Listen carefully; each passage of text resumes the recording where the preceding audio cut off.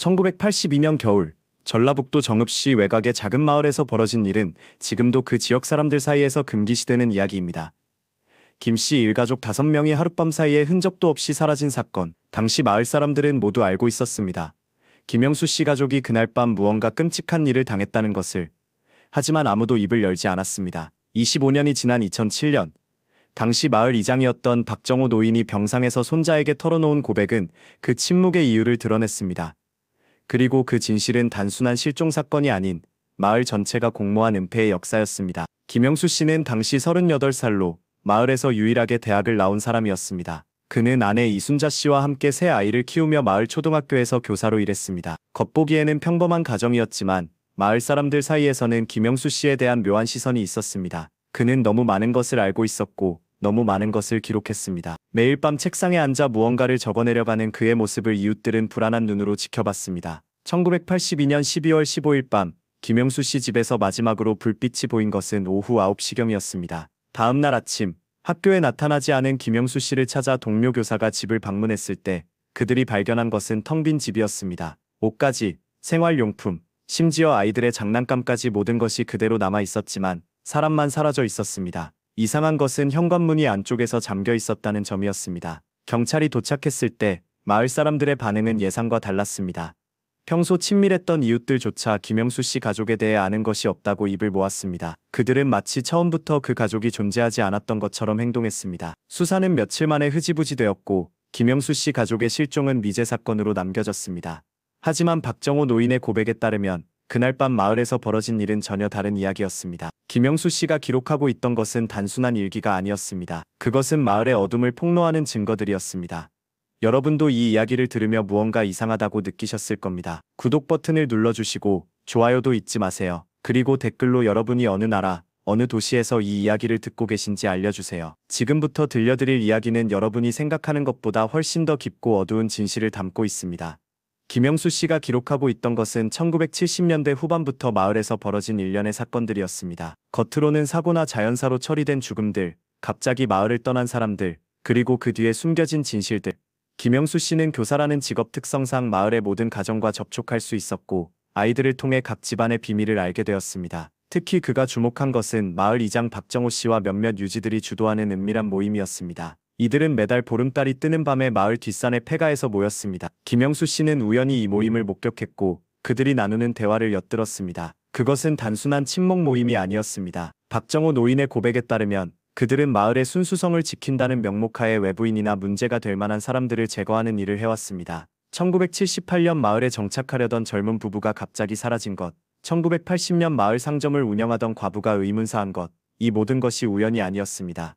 김영수 씨는 이런 사실들을 꼼꼼히 기록했습니다. 날짜, 장소, 관련자들의 이름, 심지어 그들의 대화 내용까지. 그는 언젠가 이 모든 것을 세상에 알리려고 했습니다. 하지만 그의 계획은 발각되었습니다. 1982년 12월 초 김영수 씨의 막내딸이 학교에서 친구들에게 아빠가 밤마다 무서운 이야기를 쓴다고 말한 것이 화근이었습니다. 아이의 말은 곧 부모들에게 전해졌고 결국 박정호 이장의 귀에까지 들어갔습니다. 박정호 씨는 즉시 신복들과 함께 김영수 씨 집을 감시하기 시작했습니다. 그들은 김영수 씨가 무엇을 알고 있는지 그리고 그 기록들이 어디에 있는지 파악해야 했습니다. 며칠간의 관찰 끝에 그들은 김영수 씨가 매일 밤 지하실에서 무언가를 적고 있다는 것을 알아냈습니다. 김영수 씨의 집은 마을에서 가장 오래된 한옥 중 하나였고 일제강점기 때 만들어진 작은 지하 저장고가 있었습니다. 그곳에서 김영수 씨는 촛불을 켜놓고 자신이 목격한 모든 것들을 기록했습니다.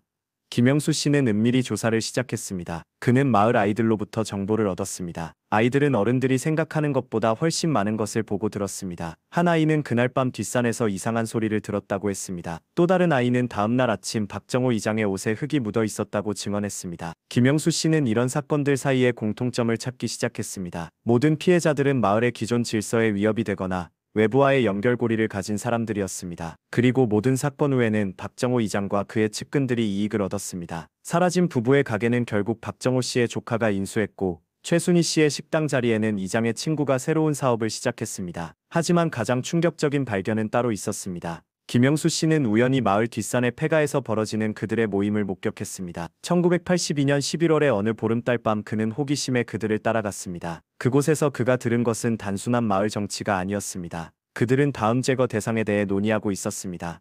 그리고 그 대상 중에는 김영수 씨 자신의 이름도 있었습니다. 그들은 김영수 씨가 너무 많은 것을 알고 있다고 판단했습니다. 더욱이 그가 외부 사람들과 접촉할 기회가 많다는 점도 위험 요소였습니다. 그날 밤 김영수 씨는 자신과 가족의 생명이 위험에 처했다는 것을 깨달았습니다. 집으로 돌아온 김영수 씨는 더욱 열심히 기록을 남기기 시작했습니다. 그는 만약 자신에게 무슨 일이 생긴다면 언젠가는 누군가가 이 진실을 발견할 것이라고 믿었습니다. 하지만 시간은 그에게 많지 않았습니다. 마을의 시선은 점점 더 차가워졌고 심지어 아이들까지도 학교에서 따돌림을 당하기 시작했습니다. 그러나 김영수 씨가 예상하지 못한 것은 자신의 막내딸 김소영이 무심코 한 말이 모든 것을 앞당기게 될 것이라는 점이었습니다. 8살 소영이는 아빠가 밤마다 지하실에서 무언가를 쓰는 모습을 보고 친구들에게 자랑삼아 말했습니다. 아이에게는 단순한 호기심이었지만 그 말은 곧 어른들의 귀에 들어갔습니다. 12월 15일 밤 박정호 씨와 5명의 마을 유지들이 김영수 씨 집을 찾아갔습니다. 그들의 목적은 단순했습니다. 김영수 씨가 쓴 모든 기록을 없애고 그 비밀을 영원히 묻어버리는 것이었습니다. 하지만 김영수 씨는 그들의 방문을 예상하고 있었습니다. 며칠 전부터 느껴진 시선들, 평소와 다른 이웃들의 태도, 그리고 아이들이 전해준 마을의 분위기, 그는 무언가 일어날 것임을 직감했습니다. 그날 저녁 김영수 씨는 아내 이순자에게 모든 것을 털어놓았습니다. 자신이 무엇을 기록해왔는지, 그리고 왜 그들 가족이 위험에 처했는지.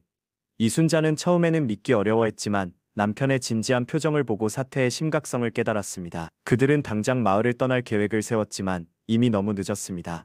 오후 9시경 현관문을 두드리는 소리가 들렸습니다. 김영수 씨는 문을 열기 전에 이미 누가 왔는지 알고 있었습니다. 박정호 이장과 함께 온 사람들은 마을의 주요 인물들이었습니다. 농협조합장 최만수 이발소를 운영하는 정태식, 마을 유일의 한의원을 운영하는 한봉수, 그리고 면사무소에서 일하는 공무원 서기철과 대지주 김대호였습니다. 그들은 정중하게 들어와 앉았지만 분위기는 긴장감으로 가득했습니다. 박정호 이장이 먼저 입을 열었습니다. 그는 김영수 씨가 최근 마을 사람들에 대해 이상한 기록을 하고 있다는 소문을 들었다고 말했습니다. 그리고 그런 기록들이 마을의 평화를 해칠 수 있다며 모든 것을 없애달라고 요구했습니다.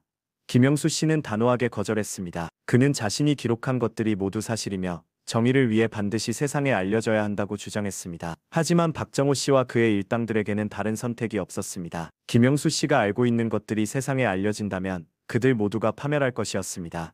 상황은 급속도로 악화되었습니다. 처음에는 협상을 시도했던 그들이 점점 위협적으로 변했습니다. 최만수가 김영수 씨의 교사 자격을 박탈할 수 있다고 위협했고 서기철은 행정적인 불이익을 암시했습니다. 하지만 김영수 씨는 굴복하지 않았습니다. 그때 지하실에서 올라온 이순자가 남편 옆에 서며 함께 맞서겠다고 선언했습니다. 그녀는 남편이 옳은 일을 하고 있다고 믿었고 아무리 위험해도 진실을 숨기지 않겠다고 말했습니다. 이 모습을 본 박정호 씨는 더 이상 협상이 불가능하다는 것을 깨달았습니다.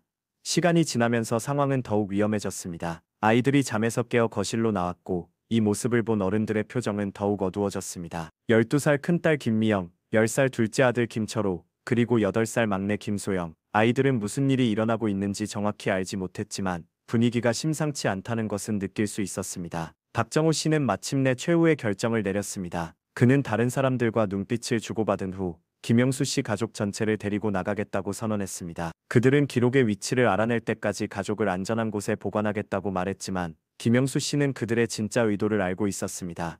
그들은 김영수 씨 가족을 마을 뒷산으로 데려갔습니다. 그곳에는 일제강점기 때 파인 깊은 갱도가 있었습니다. 마을 사람들조차 잘 모르는 숨겨진 장소였습니다. 갱도로 향하는 길에서 김영수 씨는 계속해서 가족을 살려달라고 애원했습니다. 그는 자신의 모든 기록을 넘겨주겠다고 약속했고 다시는 마을 일에 개입하지 않겠다고 맹세했습니다. 하지만 박정호 씨와 그의 일당들은 이미 돌이킬 수 없는 선을 넘었습니다. 그들은 김영수 씨 가족이 살아있는 한 언젠가는 진실이 드러날 것이라고 확신했습니다. 특히 아이들이 자라서 그날 밤의 일을 기억하고 누군가에게 말할 가능성을 두려워했습니다. 박정호 노인의 고백에 따르면 그곳에서 벌어진 일은 그가 평생 잊을 수 없는 악몽이었습니다. 김영수 씨는 마지막 순간까지 가족을 보호하려 했고 이순자는 아이들을 품에 안고 그들을 달래려 했습니다. 아이들은 무슨 일이 일어나고 있는지 이해하지 못한 채 부모에게 매달렸습니다. 가장 어린 소영이가 아빠, 집에 가고 싶어요 라고 말한 순간 박정호 씨는 자신이 무슨 일을 하고 있는지 깨달았습니다. 하지만 이미 너무 늦었습니다. 그들은 이미 선을 넘었고 이제는 끝까지 가야만 했습니다. 그날 밤 갱도에서 벌어진 일의 구체적인 내용은 박정호 노인조차 25년이 지나서야 말할 수 있었습니다. 김영수 씨 가족은 그곳에서 생을 마감했습니다. 박정호 씨와 그의 일당들은 그들의 시신을 갱도 깊숙한 곳에 묻었습니다. 그리고 입구를 돌과 흙으로 막아 아무도 찾을 수 없게 했습니다. 하지만 가장 충격적인 것은 그 다음이었습니다. 박정호 씨와 그의 일당들은 김영수 씨 집으로 돌아가 모든 흔적을 지웠습니다. 그들은 집안을 정리하고 김영수 씨의 모든 기록을 불태웠습니다. 지하실에 있던 수십 권의 노트와 문서들이 모두 제거되었습니다. 새벽이 되어서야 그들의 작업이 끝났습니다. 박정호 씨는 다른 공모자들과 함께 입을 맞췄습니다. 김영수 씨 가족이 갑자기 마을을 떠났다고 말하기로 했습니다. 아무도 그들이 어디로 갔는지 모른다고 하기로 했습니다. 그리고 절대로 그날 밤에 이를 입 밖에 내지 않기로 맹세했습니다. 다음 날 아침 마을 사람들은 모두 한 목소리로 김영수 씨 가족에 대해 아무것도 모른다고 말했습니다. 그들은 사전에 입을 맞춘 것이었습니다. 누구도 김영수 씨 가족이 어디로 갔는지 언제 떠났는지 알지 못한다고 했습니다. 마을 전체가 거대한 거짓말에 동참한 것이었습니다.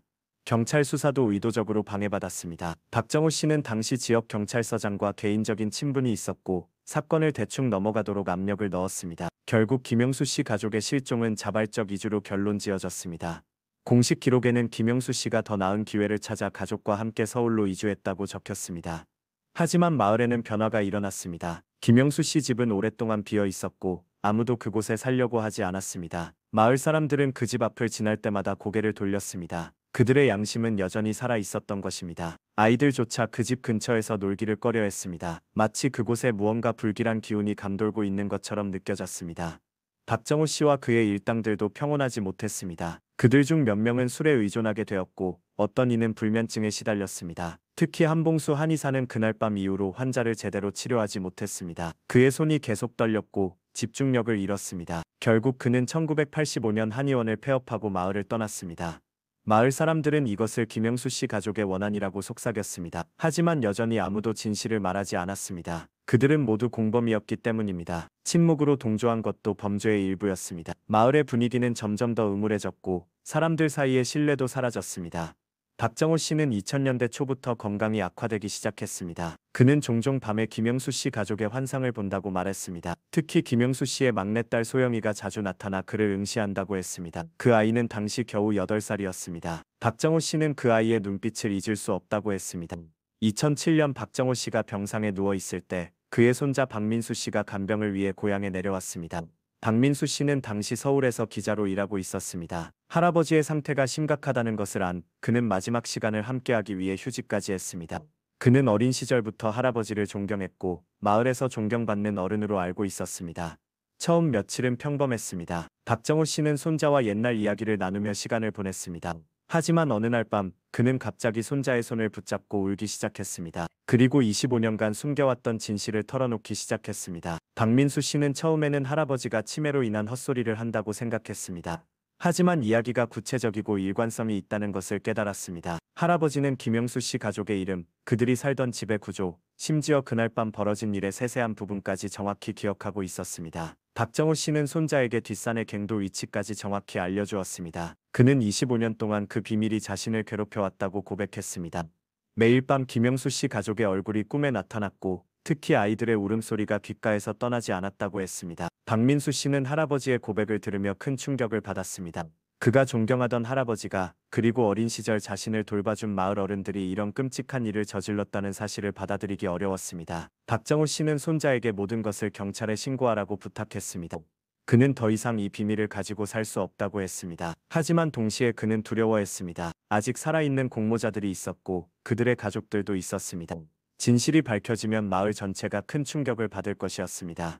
박민수 씨는 며칠간 고민했습니다. 할아버지의 고백을 믿어야 할지, 그리고 정말로 경찰에 신고해야 할지. 그는 기자로서의 직업의식과 가족에 대한 사랑 사이에서 갈등했습니다. 하지만 결국 그는 진실을 밝히기로 결정했습니다. 할아버지가 말한 갱도를 찾아가기로 했습니다. 2007년 11월 박민수 씨는 혼자서 뒷산으로 향했습니다. 할아버지가 알려준 위치는 정확했습니다. 숲속 깊은 곳에 숨겨진 갱도 입구를 찾을 수 있었습니다. 입구는 돌과 흙으로 막혀 있었지만 25년의 세월로 인해 일부가 무너져 있었습니다. 갱도 안으로 들어간 박민수 씨가 발견한 것은 그의 인생을 완전히 바꿔놓았습니다. 깊숙한 곳에서 그는 뼈들을 발견했습니다. 성인 2명과 아이 3명으로 보이는 유골들이었습니다. 그리고 그 옆에는 부식된 안경테와 낡은 시계가 있었습니다. 박민수 씨는 즉시 경찰에 신고했습니다. 하지만 25년이 지난 시점에서 수사는 쉽지 않았습니다. 대부분의 관련자들이 이미 사망했거나 고령이었고 물증도 부족했습니다. 그럼에도 불구하고 수사는 진행되었습니다. 유골에 대한 과학적 분석 결과 사망 시기가 1980년대 초반으로 추정되었습니다. 그리고 발견된 안경테는 당시 김영수 씨가 착용했던 것과 일치했습니다. 박정우 씨는 경찰 조사에서 모든 것을 자백했습니다. 하지만 그는 수사가 시작된 지 한 달 만에 세상을 떠났습니다. 그의 마지막 말은 이제야 편안하다였습니다. 나머지 생존한 공모자들도 하나둘 진실을 인정하기 시작했습니다. 25년간의 침묵은 그들에게도 고통이었습니다. 일부는 이미 치매에 걸려 있었고 어떤 이는 술로 인해 건강이 망가진 상태였습니다. 서기철은 이미 1999년에 간경화로 사망했고 김대호는 2005년에 뇌졸중으로 쓰러져 의식을 잃은 상태였습니다. 2008년 김영수 씨 가족의 유골은 정식으로 발굴되어 장례를 치를 수 있었습니다. 마을 사람들은 모두 참석했습니다. 그들 중 많은 이들이 25년 만에 처음으로 눈물을 흘렸습니다. 장례식에서 박민수 씨는 추도사를 읽었습니다. 그는 김영수 씨 가족에게 용서를 구했고 다시는 이런 일이 일어나지 않도록 하겠다고 약속했습니다. 하지만 법적 처벌은 제한적이었습니다. 대부분의 가해자들이 이미 사망했거나 고령으로 인해 처벌이 어려웠습니다. 살아남은 몇 명도 공소시효나 증거 부족으로 인해 가벼운 처벌만 받았습니다. 하지만 진실이 밝혀진 것만으로도 의미가 있었습니다. 박민수 씨는 이 사건을 계기로 기자직을 그만두었습니다. 그는 할아버지의 고백과 그 후의 경험이 자신의 인생관을 완전히 바꿔놓았다고 말했습니다. 그는 현재 인권단체에서 일하며 과거사 진실 규명을 위한 활동을 하고 있습니다. 그는 김영수 씨 가족의 이야기를 통해 많은 사람들에게 교훈을 전하고 있습니다. 현재 그 마을 자리에는 작은 공원이 조성되어 있습니다. 공원 한가운데에는 김영수 씨 가족을 기리는 추모비가 서 있습니다. 비석에는 김영수 씨가 생전에 자주 했던 말이 새겨져 있습니다. 진실은 시간이 걸려도 반드시 빛을 본다. 많은 사람들이 이곳을 찾아와 그들을 추모하고 동시에 자신의 삶을 돌아봅니다. 이 사건은 우리에게 많은 것을 생각하게 합니다. 침묵이 때로는 범죄와 같다는 것, 그리고 진실은 아무리 오랜 시간이 지나도 결국 드러난다는 것을. 김영수 씨는 마을의 어둠을 기록하려 했지만 결국 그 자신이 그 어둠의 희생자가 되었습니다. 하지만 그의 죽음은 헛되지 않았습니다. 25년 후 밝혀진 진실은 많은 사람들에게 교훈을 주었습니다. 정의는 늦을 수 있지만 결코 사라지지 않는다는 것을. 박정우 노인의 마지막 고백은 단순한 참회가 아니었습니다. 그것은 다음 세대에게 전하는 경고였습니다. 잘못된 침묵이 얼마나 큰 죄악을 낳을 수 있는지, 그리고 진실을 외면하는 것이 얼마나 큰 고통을 가져다 주는지를 보여주었습니다. 여러분 주변에도 혹시 숨겨진 진실이 있지는 않나요? 모든 사람이 알고 있지만 아무도 말하지 않는 그런 일들 말입니다. 김영수 씨 가족의 이야기는 우리에게 묻고 있습니다. 우리는 진실 앞에서 용기 있는 사람이 될 것인가? 아니면 침묵하는 공범이 될 것인가? 만약 여러분이 누군가의 부당한 고통을 알고 있다면, 그리고 그것을 바로잡을 수 있는 힘이 있다면 김영수 씨의 이야기를 기억해 주세요. 그의 용기가 헛되지 않도록, 그리고 더 이상 이런 비극이 반복되지 않도록. 때로는 한 사람의 용기가 세상을 바꿀 수 있습니다. 김영수 씨가 그랬던 것처럼.